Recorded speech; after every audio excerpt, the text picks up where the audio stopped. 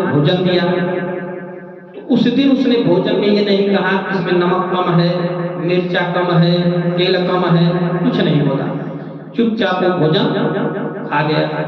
अब जिससे उसने झगड़ा किया था उसके दरवाजे पर गया और दरवाजा खटखटा के बाहर निकला, बोला भैया अगर गलती सही से हमने आपसे कुछ कह दिया हो उस अपराध से हमको क्षमा कर दीजिए, उस अपराध से हमको क्षमा करें। जो शत्रु उसके थे उनके दरवाजे पर भी जा जा करके उसने क्षमा याचना किया। अब लोग सोचने लगे कि भाई इसको क्या हो गया, ये अचानक से कैसे बदल गया।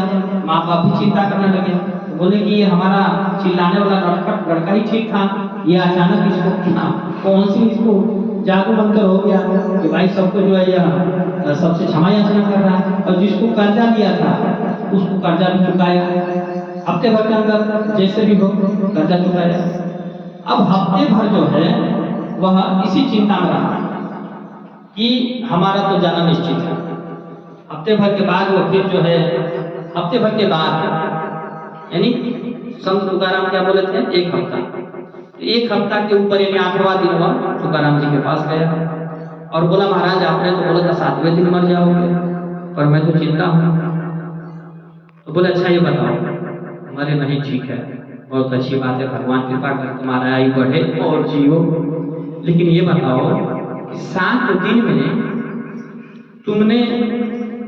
तुमको कौन सा दुख मिला, किसने तुम्हारे साथ कटु वचन बोला, किसने तुमको पीटा, किसने तुमको गाली दिया, या किसी ने तुमको कुछ कहा, या किसी ने तुम्हारा धन लिया, या जो भी तुम्हारे साथ जो व्यवहार जो भी कोई कुछ किया हो तो क्या तुम उसको बता सकते हो।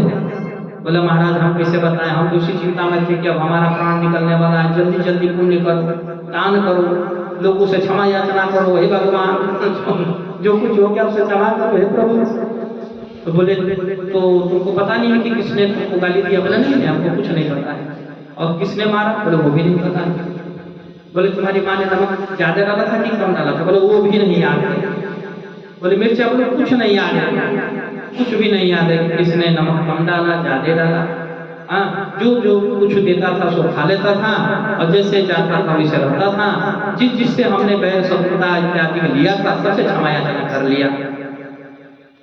संत तुकाराम जी हंसे और बोले तुम तो हफ्ते भर के लिए डर गए, मैं तो हर क्षण हर पल ये समझता हूँ कि मेरी जो आयु है पता नहीं किस क्षण काल जो झपट्टा मार के लेके चला जाएगा, किस क्षण किस वक्त किस घड़ी किस समय में लेके चला जाएगा इसका कोई पता नहीं है। इसलिए अहर्निश तैल धारावत भगवान नाम का कीर्तन किया करो, भगवान का नाम जपा करो, क्योंकि इस मृत्यु लोक में सब मेहमान बन के आए हैं, सब मेहमान। यहाँ पर कोई अस्थायी रूप से बड़े राज राजे ना रहे, ना वो रानी रही, ना बुढ़ापा रहा, ना वो जवानी रही। अंत में लखपति को ना एक ढेला जुड़ा, हंसा जब भी उड़ा तो अकेला उड़ा। हंस जब भी उड़ता है तो अकेले ही उड़ता है, ना यहाँ पर कोई किसी का पति है, ना कोई पिता है, ना पुत्र है, ना पुत्री है।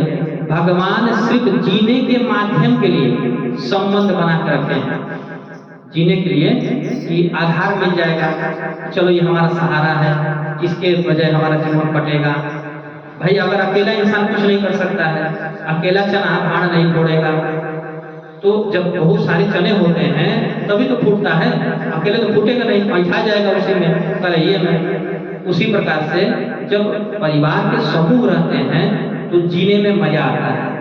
हम किसके लिए जी रहे हैं ये देखता है, दूसरे की खुशी के लिए, दूसरे को खिलाने के लिए, दूसरे को पिलाने के लिए, अपना बना करके उसको दुलार प्यार करने के लिए हम जीते रहते हैं, ठीक ना।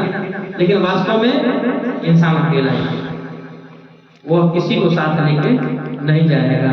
बोली बांके बिहारी लाल की।